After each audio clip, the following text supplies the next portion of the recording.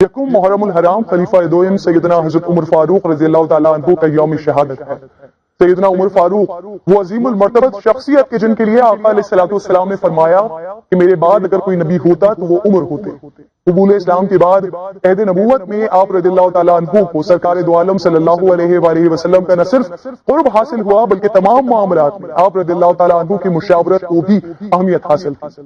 غزوات ہوں یا حکومتی معاملات سب میں آپ سے مشورہ لیا جاتا تھا۔ حضرت عمر ان سے کفار کی روح کانپتی تھی۔ رسول پاک نے فرمایا عمر جس راستے سے گزرتے ہیں شیطان اپنا راستہ بدل لیتا ہے۔ آپ کے دور خلافت میں اسلامی سلطنت کی حدود 22 لاکھ مربع میل تک پھیلی ہوئی تھی۔ آپ کے انداز حکمرانی کو دیکھ کر ایک غیر مسلم یہ کہنے پر مجبور ہو گیا کہ اگر عمر 10 سال تک اور خلافت کر لیتے تو دنیا سے کفر کا نام و نشان تک مٹ جاتا۔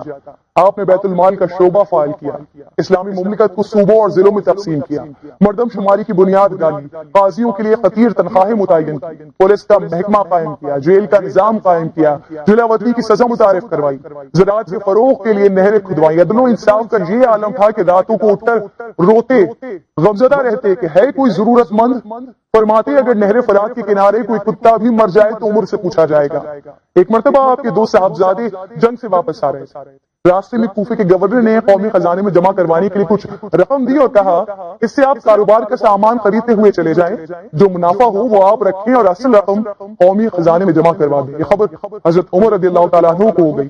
آپ نے اپنے بیٹوں سے سوال کیا کیا گورنر نے باقی لشکر کو بھی ادھار رقم دی ہے یا آپ امیر المومنین کے بیٹے ہیں اس لیے یہ عنایت کی گئی ہے آپ کے لیے؟ بیٹوں نے جواب دیا باقی لشکر کو تو کوئی رقم نہیں دی گئی، حکم دیا اصل رقم اور منافع فوراً بیت المال میں جمع کروائیں۔ گورنر کو مدینے طلب کی۔ یکم محرم الحرام خلیفہ دوم سیدنا حضرت عمر فاروق رضی اللہ تعالیٰ عنہ کا یوم شہادت ہے۔ سیدنا عمر فاروق وہ عظیم المرتبت شخصیت کے جن کے لیے آقا علیہ الصلوۃ والسلام نے فرمایا کہ میرے بعد اگر کوئی نبی ہوتا تو وہ عمر ہوتے۔ قبول اسلام کے بعد عہد نبوت میں آپ رضی اللہ تعالیٰ عنہ کو سرکار دو عالم صلی اللہ علیہ وآلہ وسلم کا نہ صرف قرب حاصل ہوا بلکہ تمام معاملات میں آپ رضی اللہ تعالیٰ عنہ کی مشاورت کو بھی اہمیت حاصل تھی۔ غزوات ہوں یا حکومتی معاملات سب میں آپ سے مشورہ لیا جاتا تھا۔ حضرت عمر ان سے کفار کی روح کانپتی تھی۔ رسول پاک نے فرمایا عمر جس راستے سے گزرتے ہیں شیطان اپنا راستہ بدل لیتا ہے۔ آپ کے دور خلافت میں اسلامی سلطنت کی حدود 22 لاکھ مربع میل تک پھیلی ہوئی تھی۔ آپ کے انداز حکمرانی کو دیکھ کر ایک غیر مسلم یہ کہنے پر مجبور ہو گیا کہ اگر عمر 10 سال تک اور خلافت کر لیتے تو دنیا سے کفر کا نام و نشان تک مٹ جاتا۔ آپ نے بیت المال کا شعبہ فعال کیا، اسلامی مملکت کو صوبوں اور ضلعوں میں تقسیم کیا، مردم شماری کی بنیاد ڈالی، قاضیوں کے لیے خطیر تنخواہیں متعین کی، پولیس کا محکمہ قائم کیا، جیل کا نظام قائم کیا، جلاوطنی کی سزا متعارف کروائی، زراعت کے فروغ کے لیے نہریں کھدوائی۔ عدل و انصاف کا یہ عالم تھا کہ راتوں کو اٹھ کر روتے غمزدہ رہتے کہ ہے کوئی ضرورت مند، فرماتے اگر نہر فرات کے کنارے کوئی کتا بھی مر جائے تو عمر سے پوچھا جائے گا۔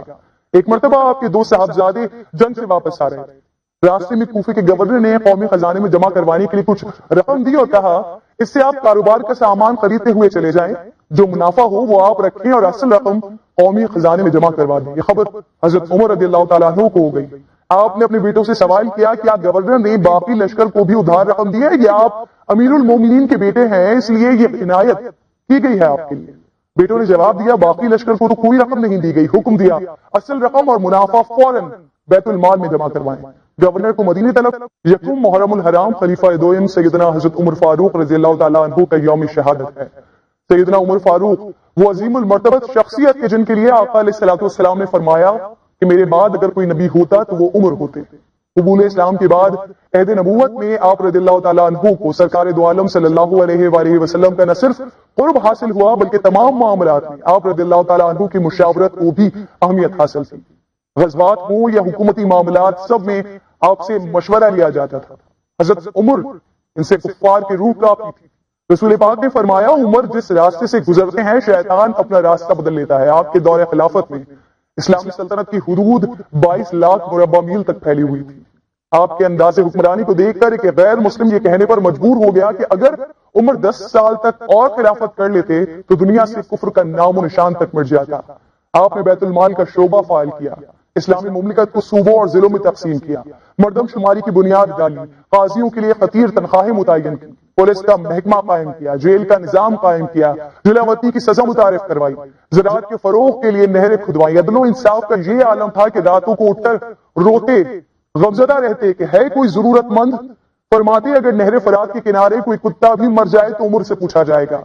ایک مرتبہ آپ کے دو صاحبزادے جنگ سے واپس آ رہے تھے، راستے میں کوفے کے گورنر نے قومی خزانے میں جمع کروانے کے لیے کچھ رقم دی اور کہا اس سے آپ کاروبار کا سامان خریدتے ہوئے چلے جائیں، جو منافع ہو وہ آپ رکھیں اور اصل رقم قومی خزانے میں جمع کروا دیں۔ یہ خبر حضرت عمر رضی اللہ تعالیٰ عنہ کو ہو گئی۔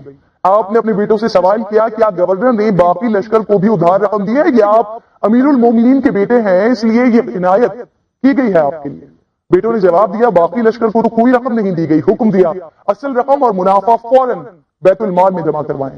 گورنر کو مدینہ طلب۔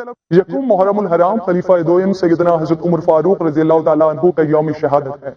سیدنا عمر فاروق وہ عظیم المرتبت شخصیت کے جن کے لیے آقا علیہ الصلوۃ والسلام نے فرمایا کہ میرے بعد اگر کوئی نبی ہوتا تو وہ عمر ہوتے۔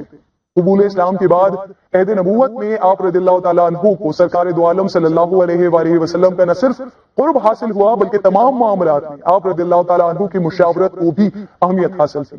غزوات ہوں یا حکومتی معاملات سب میں آپ سے مشورہ لیا جاتا تھا۔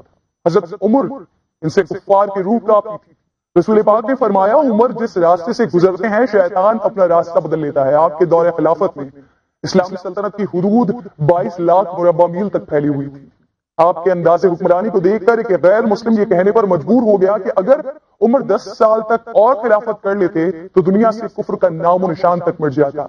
آپ نے بیت المال کا شعبہ فعال کیا، اسلامی مملکت کو صوبوں اور ضلعوں میں تقسیم کیا، مردم شماری کی بنیاد ڈالی، قاضیوں کے لیے خطیر تنخواہیں متعین کی، پولیس کا محکمہ قائم کیا، جیل کا نظام قائم کیا، جلاوطنی کی سزا متعارف کروائی، زراعت کے فروغ کے لیے نہریں کھدوائی۔ عدل و انصاف کا یہ عالم تھا کہ راتوں کو اٹھ کر روتے، غمزدہ رہتے کہ ہے کوئی ضرورت مند، فرماتے اگر نہر فرات کے کنارے کوئی کتا بھی مر جائے تو عمر سے پوچھا جائے گا۔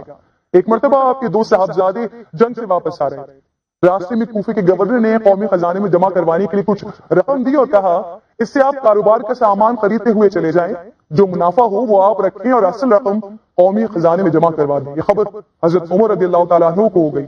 آپ نے اپنے بیٹوں سے سوال کیا کیا گورنر نے باقی لشکر کو بھی ادھار رقم دی ہے یا آپ امیر المومنین کے بیٹے ہیں اس لیے یہ عنایت کی گئی ہے آپ کے لیے؟ بیٹوں نے جواب دیا باقی لشکر کو تو کوئی رقم نہیں دی گئی، حکم دیا اصل رقم اور منافع فوراً بیت المال میں جمع کروائیں۔ گورنر کو مدینہ طلب۔